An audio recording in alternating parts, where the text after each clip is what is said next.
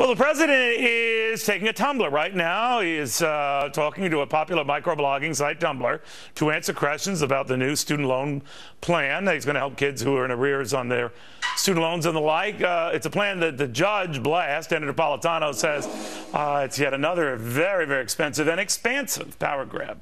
Good to have you, Joe. Now, you and I have talked about this before. Yeah. You quite properly called me a cold fish when I said that the federal government has no business being in education, no business financing student loans. Because I said you came from your lofty Princeton, all expenses paid, Mount Olympus view, an elitist view of the world. That's what I said. It was a blue-collar version of that. Okay, right. But be that as it may, the government is in this business. As everybody knows, it's not government dollars that were loaned to the students to pay to the universities. Right. It's private dollars, bank money, guaranteed by the government. So now the president is saying, those guarantees we gave you, we're going to extend them. Take your time paying the money back.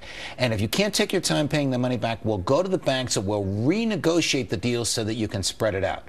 Basically, what he's doing is saying, we, the taxpayer, are prepared to step in your place, just as we promised we could at the time you took the loan, and we will add to the $17.4 trillion debt that we have, the $1.2 trillion in unpaid student loans, which we don't carry on our books yet, and we're prepared to add to the books. But we're not bailing them out, or are we?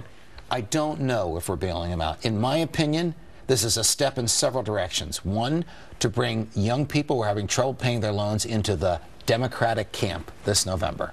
And two, it's a step to spreading out the obligation from the students to the taxpayer, something nowhere authorized by the Constitution. And by the way, the rich will pay for this if that's a backstop. But leaving that aside, what is wrong, Judge, with just saying, all right, these loans refinance at a lower rate if it will stave off the kids going bankrupt or just not making good on them? Well, if the loans are going to be refinanced at a lower rate and the banks are willing to do it, there is nothing wrong in the commercial scheme of the movement of cash in American society. But it's the federal government that's the interrupting a contract. Nobody negotiates at arm's length with the federal government because it's the 10,000-pound gorilla in the room. And the bankers are expecting the money to be paid back and the principal to be paid back in accordance with the schedule. All of a sudden, the federal government comes in, and there are tens of thousands of these loans, and says, we're the guarantor. We could make or break you. So change the terms of the loan as we want them changed. And this was done by executive order. Correct. Will a court ever overrule that? I don't know who would object to it, because the bankers are not do not have standing to object to it. So this is a very shrewdly concocted executive order. The only objectors there could be are members of Congress, and they're too lame to do anything about it. Wow. Judge, always good seeing you, my friend. Pleasure, Neil. He never likes to admit he's from Princeton. Went through scot-free because he was such a genius. They paid his way. Where did you get this nonsense from? The same place where I went to school, a trucking school. All right.